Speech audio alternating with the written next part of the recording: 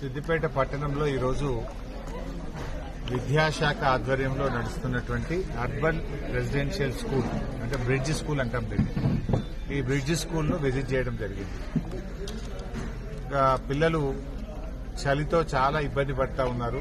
చలికాలం కదా అని చెప్పి ఆ పిల్లలందరికీ ఈరోజు బీఆర్ఎస్ పార్టీ పక్షాన బ్లాంకెట్స్ అందజేయడం జరిగింది.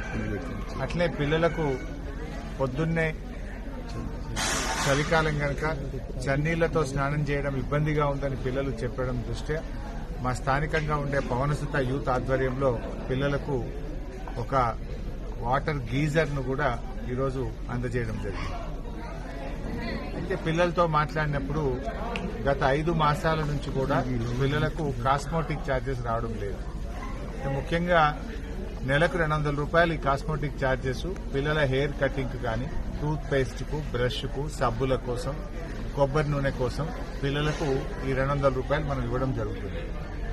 ఇప్పుడు August, September, October, November, December ఈ 5 నెలల నుంచి కూడా పిల్లలకు కాస్మోటిక్ ఛార్జెస్ రాలేదు. అదేవిధంగా పిల్లల మెస్ బిల్లులు కూడా 5 నెలల నుంచి పెండింగ్ లో ఉంది. ఇక్కడ ఉద్యోగం చేస్తున్నటువంటి ఆ ఉద్యోగి పాపం బియ్యం కోసమైనా, సిలిండర్ల కోసమైనా, లేదా మెయింటెనెన్స్ కోసం చిన్న చిన్న ట్యూబ్ లైట్లు, ఫ్యాన్ల మెయింటెనెన్స్ కోసమైనా తన సొంత డబ్బుల నుంచి పెట్టాల్సినటువంటి పరిస్థితి ఏర్పడతా ఉంది. అంటే ఇలా రేవంత్ రెడ్డి విద్యాశాఖ మంత్రిగా ఉన్నాడు. రేవంత్ రెడ్డి మాట్లాడితే బూతులు మాట్లాడుతున్నాడు. నువ్వే ఈ రాష్ట్రానికి విద్యాశాఖ మంత్రివి, నువ్వే ఈ రాష్ట్రానికి ముఖ్యమంత్రివి. అనాథ పిల్లలు, ఈ అర్బన్ రెసిడెన్షియల్ స్కూల్ అంటే బ్రిడ్జ్ స్కూల్లో ఉండే పిల్లలు అనాథ పిల్లలు, ముఖ్యంగా తల్లి తండ్రి లేని పిల్లలు. ఈ అనాథ పిల్లలకు కడుపు నుండి అన్నం పెట్టే చేతనైతలేదా నీకు? ఈ అనాథ పిల్లలకు కాస్మోటిక్ ఛార్జెస్ ఇవ్వడం చేతనైతలేదా? మాటలు పెద్ద పెద్దగా మాట్లాడతావు కదా. నేను చెట్టుకు కట్టేసి లాగులో తొండలు జరగొట్టి అప్పుడు అర్థమవుతుంది నీకు. ఈ అనాథ పిల్లలకు కూడా అన్నం పెట్టని రేవంత్ రెడ్డిని కొరడా దెబ్బలు కొట్టినా తక్కువే, చెట్టుకు కట్టేసి లాగులో తొండలు జరగొట్టినా తక్కువే. నీకే మాట్లాడొస్తుందా? మాకు మాట్లాడరాదా? నిన్న కేసీఆర్ గారు వచ్చి మన రాష్ట్రానికి నీళ్లలో అన్యాయం జరుగుతుందని, కేసీఆర్ గారు వచ్చి మహిళలకు మహాలక్ష్మి కింద 2500 ఇస్తా అన్నావు, ఇంకా ఎందుకు ఇవ్వలేదని, బాండ్ పేపర్ మీద రాసిచ్చి అవ్వాతాతలకు డిసెంబర్లోనే 4000 పెన్షన్ ఇస్తా అన్నావు. 2 ఏండ్లయింది. ఆనాడు బీఆర్ఎస్ గెలిచిన మొదటి కేబినెట్ లోనే పింఛన్ 2000 చేస్తా అంటే బరాబర్ ఫస్ట్ కేబినెట్ లో మొదటి నెలలోనే 2000 ఇచ్చినాం. నువ్వు 2 ఏండ్లయింది, 4000 ఎప్పుడు ఇస్తావు అని కేసీఆర్ గారు అన్నారు. నువ్వు మాట్లాడిన బూతులేంది, నువ్వు మాట్లాడిన మాటలేంది? నువ్వేమో విద్యాశాఖ మంత్రి నేను ఉద్దరిస్తా, నాకు విద్య మీద ప్రేమ, పేదలంటే ప్రేమ అన్నావు. ఏం ప్రేమ నీది? 4 నెలలకెళ్ళి మెస్ బిల్లు ఇవ్వకపోవడం, 4 నెలల నుంచి కటింగ్ కో, కొబ్బరి నూనెకో కాస్మోటిక్ ఛార్జెస్ ఇవ్వకపోవడం, ఇదేనా పిల్లల మీద నీకున్న ప్రేమ? అంటే నీకు తొండల లాగులు జరగొట్టాడు ఎవరు లేడనా? నీ లాగులు టైం వస్తుంది బిడ్డ.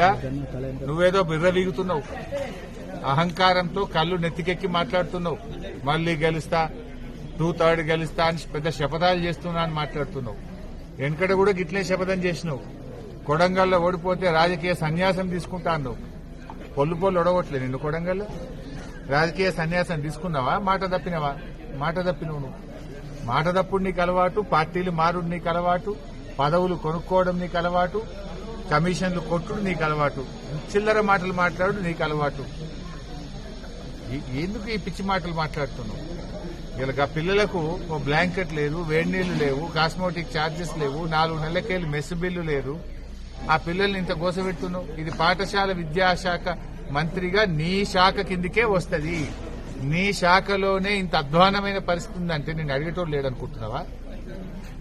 నీ లాగులో తొండలు జొరగొట్టేటోడు లేడనుకుంటున్నావా? నీకేం మాట్లాడొస్తుందా? మాకు మాట్లాడరాదా? మాట అనేది గౌరవం ఇచ్చి పుచ్చుకోవాలి.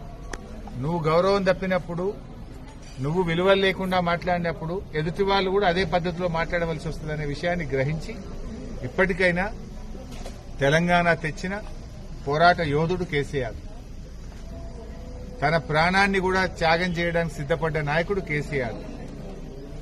ఎంపీ పదవిని, కేంద్ర మంత్రి పదవిని, రాష్ట్ర డిప్యూటీ